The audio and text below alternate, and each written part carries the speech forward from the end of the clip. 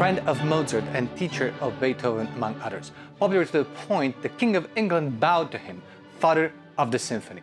We're talking about Joseph Haydn, coming right up on Conducting Pills. Hi, I'm Gianmaria Griglio, a conductor and a composer, and welcome to this episode of Conducting Pills, a series where we take a repertoire piece or a part of it and we analyze it from a conductor's point of view. In this episode, we'll dive into Haydn's Symphony number 104, also known as the London, its structure, its phrasing, and of course we'll have some conducting tips. As usual, you can jump through different sections of the video by clicking on the links present in the description below. And now, let's begin! Referred to as the father of the symphony, Haydn was the first composer of the great trio of Viennese composers, the other two being Mozart and Beethoven, forming together the heart of the classical period. In 1791, the year in which Mozart died aged 35, Haydn was 59. He had just embarked in what would be the most successful decade of his career. Haydn had spent much of his life as a court musician for the wealthy Esterhazy family. And when the old Prince Nikolaus died in the fall in 1790, Haydn became less tied to his duties at court. Free to travel, as long as he introduced himself as the Kapellmeister of the Esterhazy, Haydn made extensive visits to London in 1791-1792 and in 1794-1795. And it was in London that he wrote his final 12 symphonies, number 93 to number 104. In London, Haydn was a celebrity, to the point where even the future King of England, George IV, back then the Prince of Wales, had bowed to him. And the King and Queen tried to bribe him with a flat in Windsor in order to convince him to stay in London. Eventually, Haydn refused and went back to the Esterhazy in 1795. The opening of the slow introduction carries a sense of expectation and grandeur. It's a rhetorical gesture with a fanfare-like character. Tonic to dominant, dominant to tonic. We're clearly in D, but which one? D major or D minor?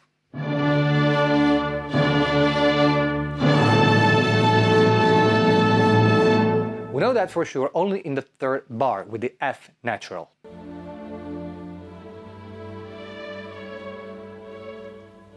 Something similar happened in the opening of Mozart's Prague Symphony, which we talked about in a previous episode of Conducting Pills. The sense of mystery continues.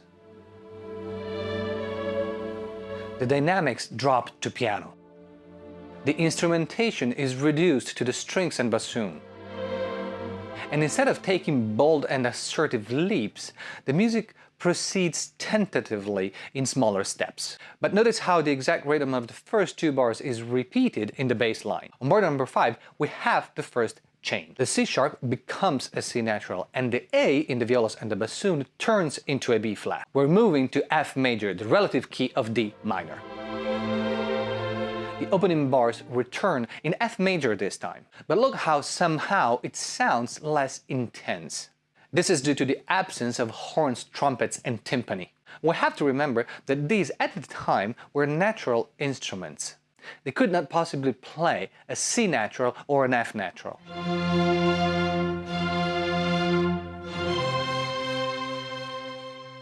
The same mysterious passage is repeated, but the sense of expectation is heightened through the intense use of chromaticism and through the repetition of a model rising each time. The D minor opening bar returns, but the surprise now lies in how it continues. The dynamic drops, and Haydn introduces a so-called Neapolitan chord, a chord which uses the second degree of the scale lowered by half a step.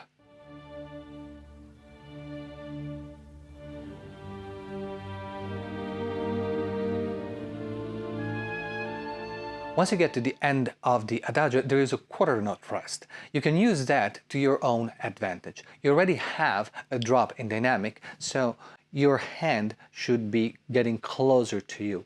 You can also move it slightly, if you're using your left hand for instance, towards the first violin so that it will be already in position to begin the Allegro. And once you get to that quarter note rest, you can just drop your hand in the tempo of the Allegro without moving anything else, and you're not going to disturb the music, and it's going to be very clear for everybody. All the major and the minor passages in the introduction lead to a suspended dominant 7 chord on A. Haydn has smartly set us up to not be sure really what to expect. Will it be a minor or a major key? And this is part of the surprise. The Allegro immediately changes the mood, which, given the suspense created in the introduction, it sounds even brighter.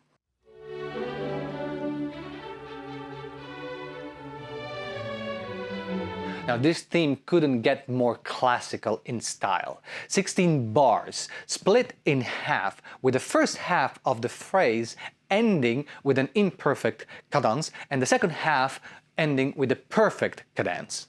And each 8-bar cycle can be split into 4 and down to 2 bars. It's the mathematical precision, the perfect balance that was so typical of this era. Notice also that the dynamic is piano.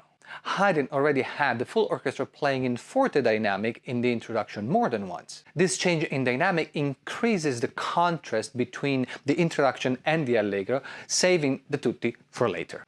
And when it does come, the forte is exuberant and lively.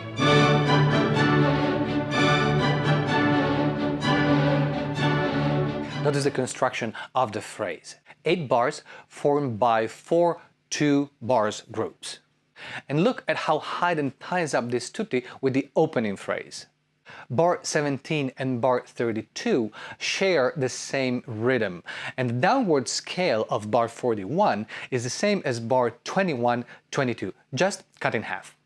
The latter, by the way, is a composing trick called rhythmic diminution. Haydn skillfully drives the phrase down to give himself room to rise, and reach the transition at bar 50. Again, this is material we've already heard. The quarter note repetition and the descending half notes come straight from the opening phrase. And notice also the G sharp in bar 52, signifying the transition towards A major. We take a break with an almost full bar of rest on measure 64, and then we land on the second theme. Except this is not a second theme as we've seen so far in previous episodes. This symphony is still built in a sonata form, with an exposition, a development and a recapitulation framed by an introduction and a coda at the end. The difference is that the first and the second theme are the same. It's called monothematic sonata form, and it's something that Haydn used more than once. First theme acts as second theme transposed into the dominant key.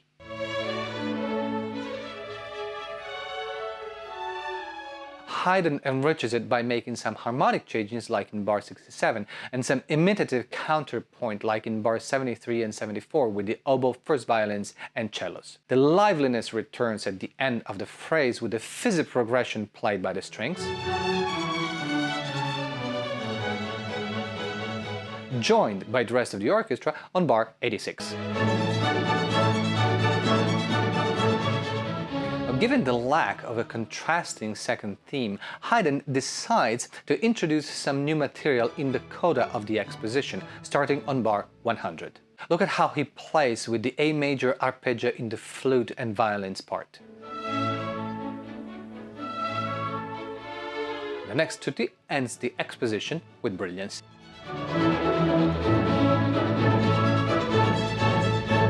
The development takes us back to a sense of mystery. The rhythmic material is familiar, but the harmony is rich in chromaticism and very unstable.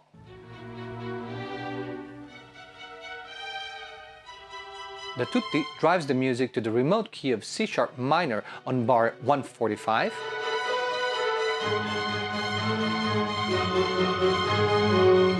and Haydn keeps playing with the same material, and the next forte starts on an E major. By the way, if you look at the bassoons part, you will clearly see the circle of fifths leading to the E major. But wait, here's a surprise. After only 2 bars, the G sharp becomes a G natural, and we're now in E minor.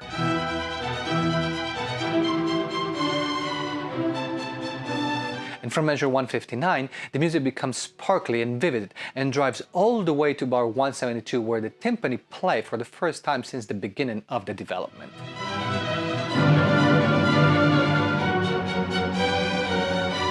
The tension keeps rising, helped by the chromatic scale in the bass line on bars 183 and 184. To which the other strings and the woodwinds answer with their own chromatic line. We land on an A major 7th chord, followed by silence.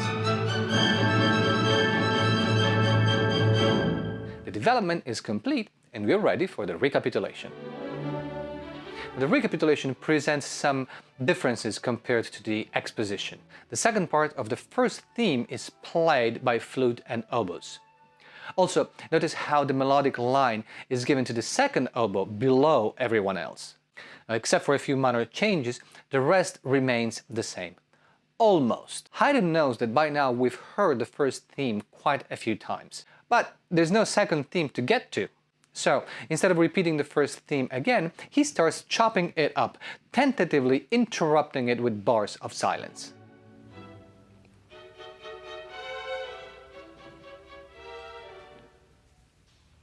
And then plays with the different colors of the orchestra, with the head of the theme bouncing like a ball between oboes, violins, flute, bassoons and violas. Till we get to the forte and end up on a codetta, a small coda, balancing the recapitulation with the exposition. And after this we have a final coda starting on bar 277. And the movement ends in a brisky way.